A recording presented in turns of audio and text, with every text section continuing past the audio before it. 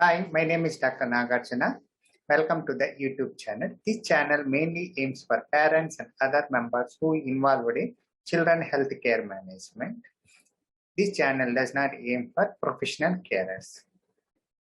5th May every year we celebrate as World Asthma Day. This year, Global Initiative for Asthma, that is GINA, has announced the theme Uncovering Asthma Misconception. So today video is on uncovering asthma misconceptions. Asthma is uncommon. My child may not be the one. Again, this is wrong. The prevalence of asthma is increasing worldwide. Nearly more than 10% population have asthma. We are no exception. The prevalence of asthma is increasing because of air pollution. Everyone with asthma experiences the same symptoms. Again, this is wrong. Not only do symptoms of asthma differ from one patient to the next, symptoms can also vary from episode to episode in the same person. One patient might have several symptoms including cough, wheezing, and chest tightness. Another might only have shortness of breath. Some may complaining of chest pain. The most important point is in asthma, the cough is dry in nature. All asthma is safe. Again, this is wrong. There are multiple variants of asthma and they all have different triggers. Exercise-induced asthma is triggered by physical activity and asthma also varies in severity. Should I call it asthma, allergic bronchitis, hyperreactive airway disease? Reactive airway disease is highly non-specific with no clinical meaning. Reactive airway dysfunction syndrome is different diagnosis as well. Let us use only asthma. Asthma is an adult disease. Again, this is wrong. Asthma can affect people of any age. Asthma prevalence is higher in children than in adults. Asthma is due to an infection. It is contagious and infectious. Again, this is wrong. People feel that one should stay away from an individual with chronic cough, that it may be TB. In TB, it is wet cough, and we already learned that asthma has dry cough. Asthma can be caused by both hereditary and environmental factors. It is not due to infection, and it is not contagious.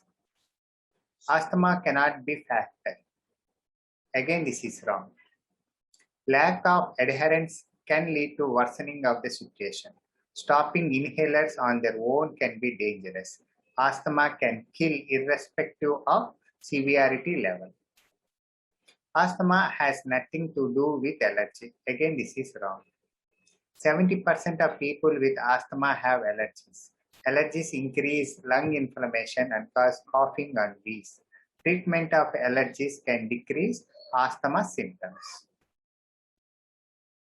Inducers: dust mite, cockroach, grass pollen, fungus, cat, dog, mouse, rat. These are the examples of inducers. Then what are inducers? If there is genetic predisposition of asthma in an individual, if he exposed to these organisms, then he will develop asthmatic symptoms. Triggers: exercise, cold and dry air, environmental tobacco smoke, pollution, histamine, strong or noxious odors, or fumes of perfumes and cleansing agent. These are called triggers. So what is the role of triggers? So we already learned if there is a genetic predisposition of asthma in an individual, and if he is sensitized with these inducers like dust mite, cockroach, grass pollen, fungus, etc., that individual, if exposed to these conditions, he will develop asthmatic symptoms. So they have to avoid these conditions also.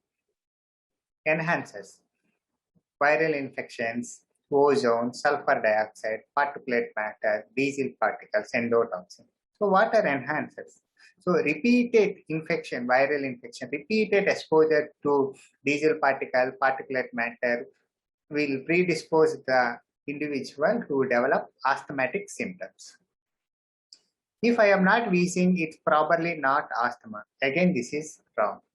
Asthma can have variable symptoms, we already learned. One does not always have to be wheezing to have asthma. A few people wheeze, some cough, some are shortness of breath, some have chest pain, some have combination of symptoms. Wheezing usually occur when airways are constricted. The absence of wheezing does not mean asthma is inactive. Wheezing could be audible, but sometimes it can only be heard with a stethoscope.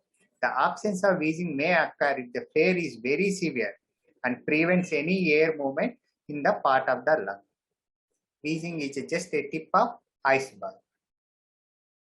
Diagnosis of asthma requires investigations to confirm. Again, this is wrong. Asthma is a clinical diagnosis. Wherever possible and feasible, do pulmonary function test. Asthma does not require treatment. Again, this is wrong. Asthma is the cause, hospital admissions and suffering and needs to be treated. I can't control my asthma. Again, this is wrong. With scientific advice, asthma can be controlled, although it can't be cured. This is important. Child with asthma should not exercise. Again, this is wrong.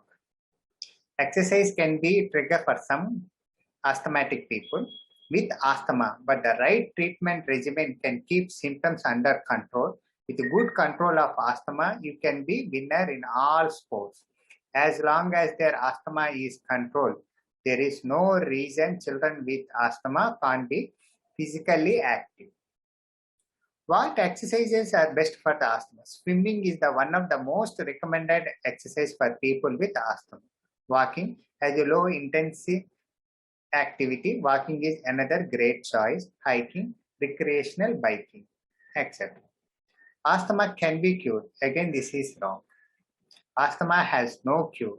It can be controlled by medications. I can take oral drugs, not inhalers. Again, this is wrong misconception. Inhalation therapy is the best. Locally acting and we give in very low doses, safe, no additive, effective, affordable, and easy to learn.